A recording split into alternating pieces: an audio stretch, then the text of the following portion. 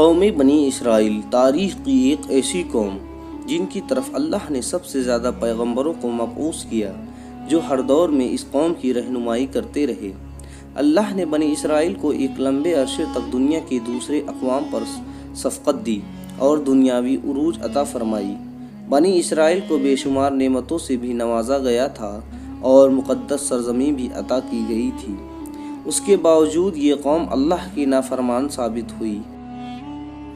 یہودیوں نے اپنے طرف بھیجے گئے بے شمار نبیوں کو قتل کیا، اللہ کے حکم کی پامالی کی اور ہر دور میں شرک میں مبتلا ہو گئے۔ یہ مجرم قوم جب عذاب سے مبتلا ہوتی تو اپنے پیغمبروں اور صالحین پر ایمان لا کر ان کی پیروی شروع کر دیتی، اور جیسے ہی ان پر عذاب ہٹا دیا جاتا تو وہ دوبارہ حق کے منکر ہو جاتے تھے اور اپنے وعدے سے پھر جایا کرتے تھے۔ قرآن مجید میں بنی اسرائیل کی سرکشی اور نافرمانی کے متعلق بہت سارے واقعات کا ذکر ہے، جن میں ایک قابل ذکر واقعہ سامری جادوگر کا واقعہ ہے، جس نے بنی اسرائیل کو بہکا کر انہیں ایک بچھڑے کی پوجا میں لگا دیا۔ روایتوں کے مطابق سامری کا اصل نام موسیٰ ابن جعفر تھا۔ سامری جس سال پیدا ہوا تھا اس سال فرعون نے تمام اسرائیلی بچوں کو قتل کرنے کا حکم جاری کیا تھا۔ جب سامری کی ماں کو یہ خطرہ محسوس ہوا کہ فرعون کے سپاہی اس بچے کو قتل کر دیں گے تو اس نے اپنے بچے کو دور جنگل کے ایک غار میں رکھ دیا اور اوپر سے پتھر رکھ کر بند کر دیا۔ ادھر اللہ رب العزت نے اپنے فرشتے جبریل امین کو اس بچے کی حفاظت اور غذا دینے کے کام پر معمول کر دیا، لہٰذا جبریل علیہ السلام اس غار میں آتے اور اپنی انگلی اس بچے کے منہ میں چٹا دیتے، جس سے دودھ اور شہد جاری ہو جاتا۔ اس طرح جبریل امین نے اللہ کے حکم سے اس کو اپنی انگلی سے دودھ پلا کر پالا اور وہ اسی غار میں پل کر بڑا ہو گیا۔ اس کا نام بھی موسیٰ تھا اور حضرت موسیٰ علیہ السلام کا نام بھی موسیٰ تھا۔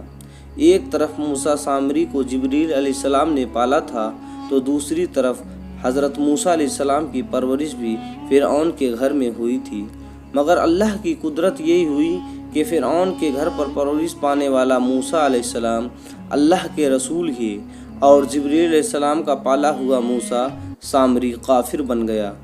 دراصل جب اللہ رب العزت نے بنی اسرائیل کو فرعون کی غلامی سے نجات دیا اور فرعون کو اس کے لشکر کے ساتھ دریائے نیل میں غرق کر دیا تو یہ قوم حضرت موسیٰ علیہ السلام کے ساتھ وادی سینا میں ہجرت کر گئی۔ وہاں اللہ نے موسیٰ علیہ السلام سے وعدہ کیا کہ انہیں مقدس کتاب توریت عطا کی جائے گی، جو بنی اسرائیل اور بعد کے آنے والے لوگوں کے لیے ہدایت ہوگی۔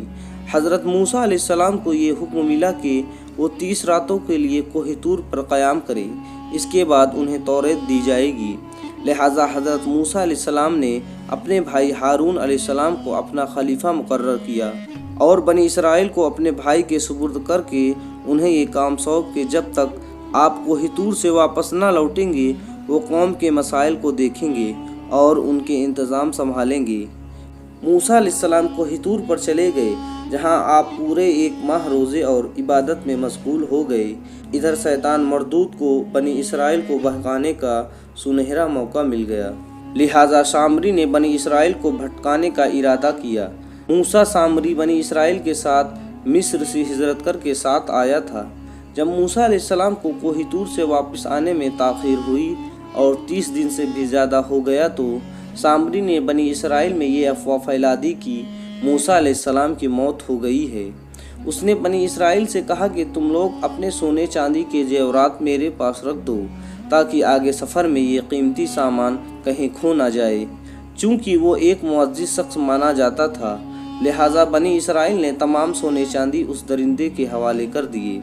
اس نے آگ کی ایک بھٹی جلائی اور ان تمام زیورات کو اس بھٹی میں ڈال دیا۔ دیکھتے ہی دیکھتے سونے چاندی پگھلنے لگے اور اس آگ سے ایک گائے کی بچڑی کے شکل کا مورتی نکلا۔ سامری کے پاس اس جگہ کی مٹی تھی جس جگہ جبریل علیہ السلام کے گھوڑے نے قدم رکھا تھا۔ اس نے جیسے ہی وہ مٹی اس بے زبان بچڑے میں ڈالی تو وہ گائے کی طرح آواز کرنے لگی۔ سامری نے بنی اسرائیل سے کہا، موسیٰ تو اپنے خدا کی تلاش میں طور پر گئے، جبکہ خدا خود ہمارے پاس تشریف لے آئے ہیں۔ اس نے بچھڑے کی طرف اشارہ کرتے ہوئے کہا کہ یہی خدا ہے۔ اس کی اس گمراہ کن تقریر سے بنی اسرائیل کو اس بچڑے کو خدا ہونے پر یقین آ گیا۔ انہوں نے اس بچڑے کی پوجا شروع کر دی اور اس کے آگے سجدہ کرنے لگے۔ 12,000 آدمیوں کے سوا ساری قوم سونے کی اس بچڑے کی پوجا شروع کر دی۔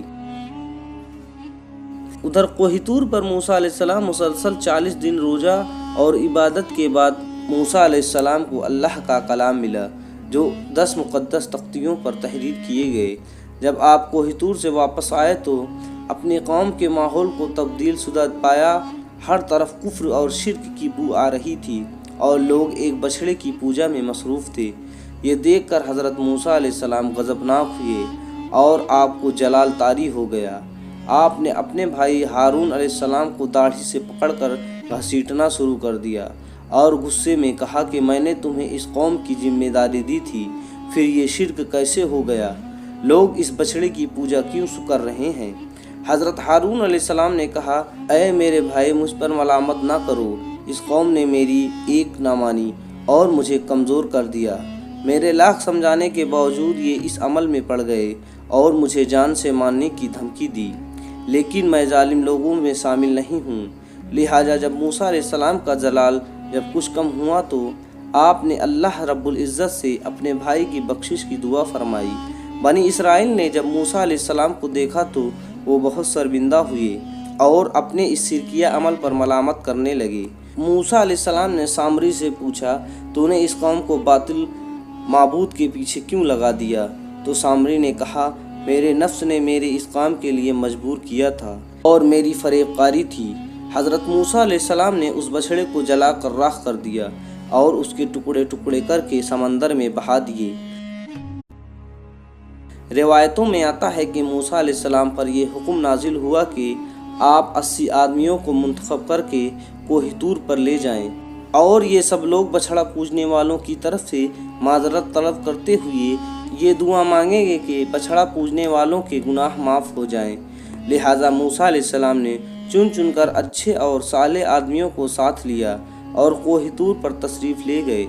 جب لوگ وہاں معافی طلب کرنے لگے تو اللہ کی طرف سے آواز آئی، اے بنی اسرائیل، میں ہی خدا ہوں اور میرے سوا کوئی معبود نہیں۔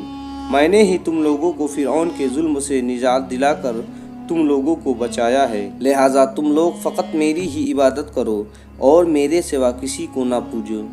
اللہ کا یہ کلام سن کر یہ 80 آدمی کہنے لگے، اے موسیٰ، ہم ہرگز آپ کی یہ بات نہ مانیں گے جب تک ہم اللہ کو اپنے سامنے نہ دیکھ لیں۔ یہ 80 آدمی اپنی ضد پر قائم رہے کہ ہم کو اللہ کا دیدار کروائیں، ورنہ ہم ہرگز نہ مانیں گے۔